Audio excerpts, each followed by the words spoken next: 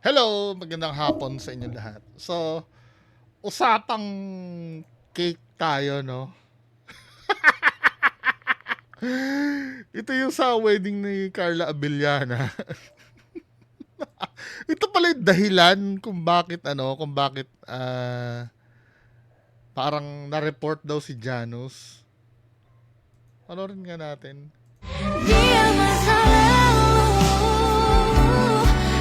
Wag yan. Ano eh. Wedding cake ni Carla Abellana, pinagdiskitahan ni Janus Del Prado.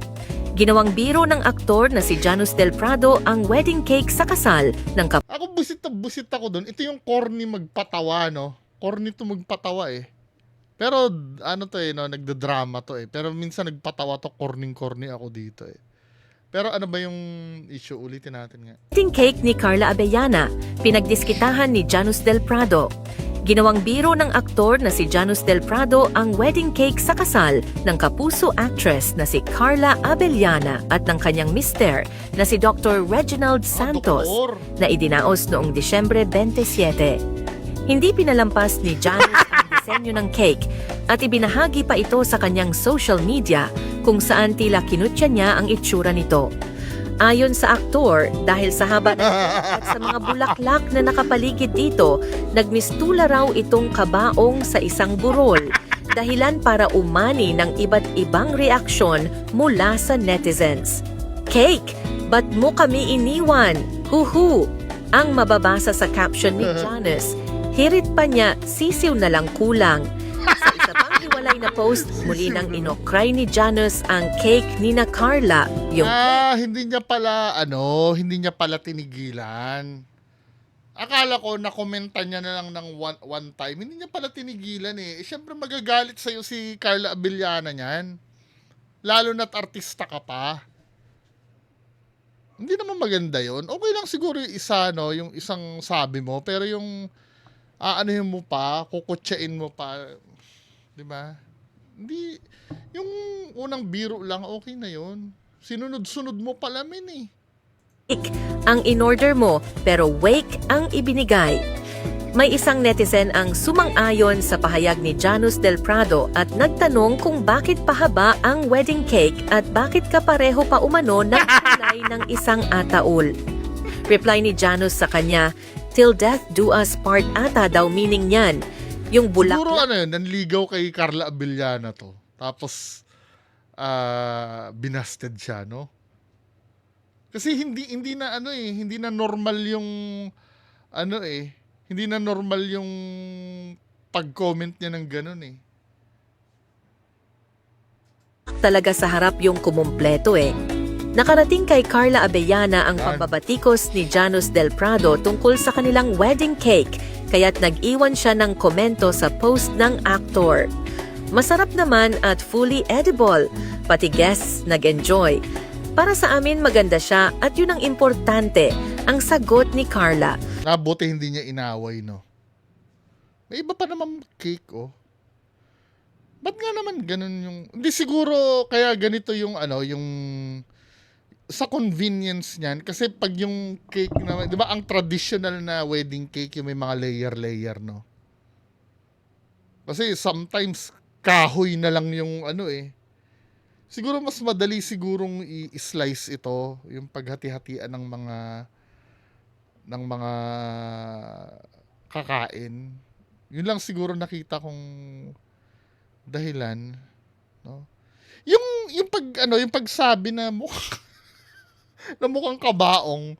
Oo nga naman, mukha namang kabaong, pero yung one time mo lang sabihan, okay na yun. Huwag mo naman mayat-mayain. Para namang galit ka dun sa tao. Diba? Sinunod-sunod naman pala eh. Alam nyo ba na nilait-lait ng dating komedyante na si Janus Del Prado ang cake sa kasal ni Carla Komedyante pala Abellana? talaga siya. Sa kanyang Facebook account ay inihalin tulad ng aktor ang wedding cake ng kapuso superstar sa isang kabaong na may caption na "Sisiw na lang kulang." To the rescue naman ang mga solid fans ni Carla para rumesbak sa mainit na pahayag ng komedyante. Tunay nga bang kalait-lait ang wedding cake ni Carla Abellana? O the moves lang ito ni Janus Del Prado para mapansin?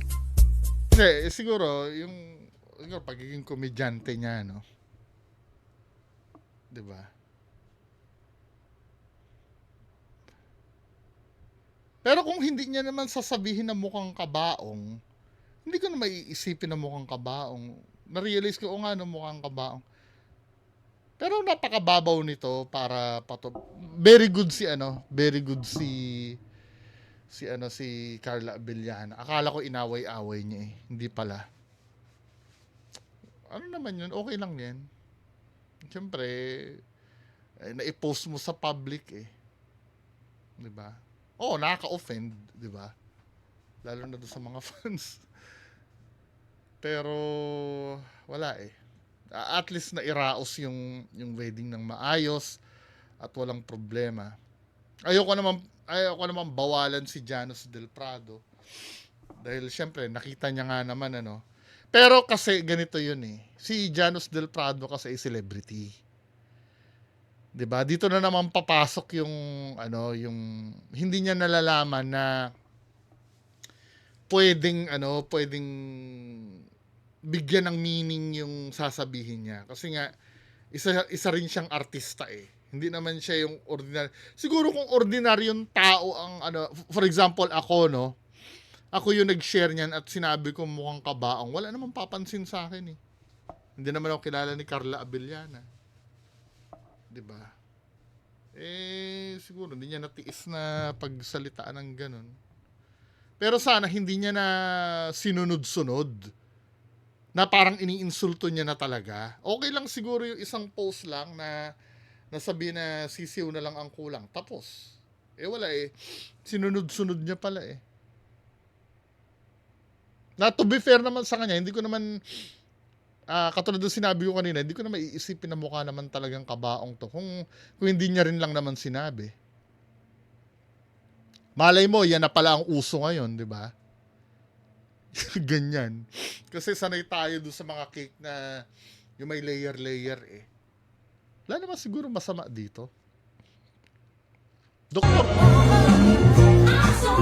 Doktor pala yung niya yung asawa niya.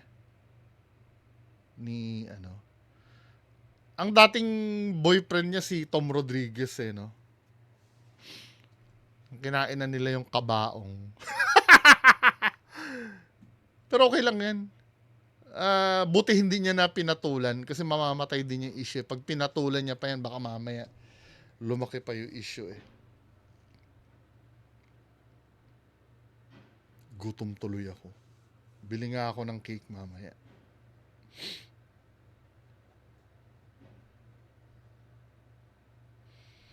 Carla and Dr. Reg may pa-strawberry cake. Meron naman palang iba, oh.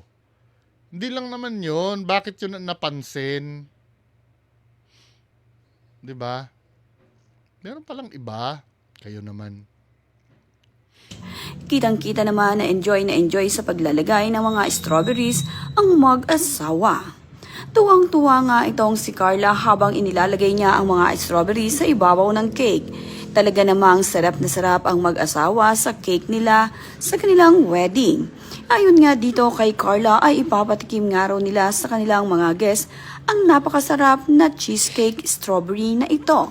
Talagang na-amaze itong si Carla. Invited kaya si Tom Rodriguez dyan?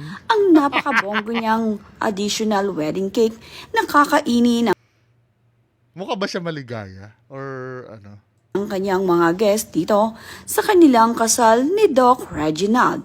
Kitang-kita naman nga na Ano naman siya maligaya, Or psychological ko lang na parang